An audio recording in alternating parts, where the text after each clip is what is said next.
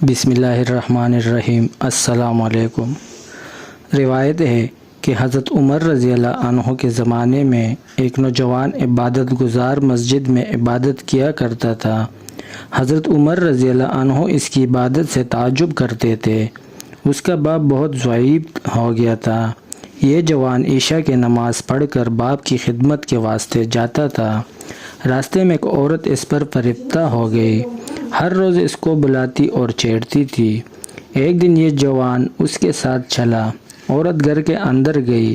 جب دروازے پر پہنچا اور اندر جانے کا ارادہ کیا تو یہ آیات یاد آئی، یعنی جو لوگ پرہیزگار ہیں، جب ان کو شیطان کی طرف سے کوئی خطرہ ڈالنے والا پیدا ہو جاتا ہے تو یاد کر لیتے ہیں اور دیکھنے لگتے ہیں حقیقت امر کو۔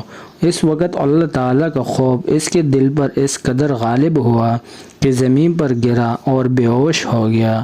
جب بہت عرصہ گزرا تو اس کا باپ تلاش کرنے کو گھر سے نکلا۔ دیکھا کہ بے ہوش پڑا ہے۔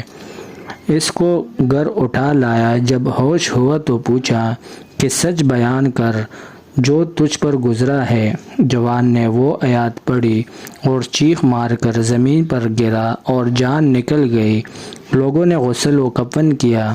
صبح کو یہ واقعہ حضرت عمر رضی اللہ عنہ سے کسی نے بیان کیا۔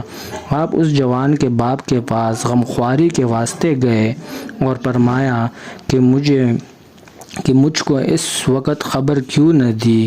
کہا اے امیر المومنین، رات کا وقت تھا، تکلیف کے خیال سے آپ کو خبر نہ دی۔ آپ نے فرمایا مجھ کو اس کی قبر کے پاس لے چلو۔ جب آپ اصحاب کے ساتھ قبر تک پہنچے تو فرمایا یعنی جو شخص اپنے رب کے پاس کھڑے ہونے سے ڈرے گا اس کو 2 جنتیں ملے گی۔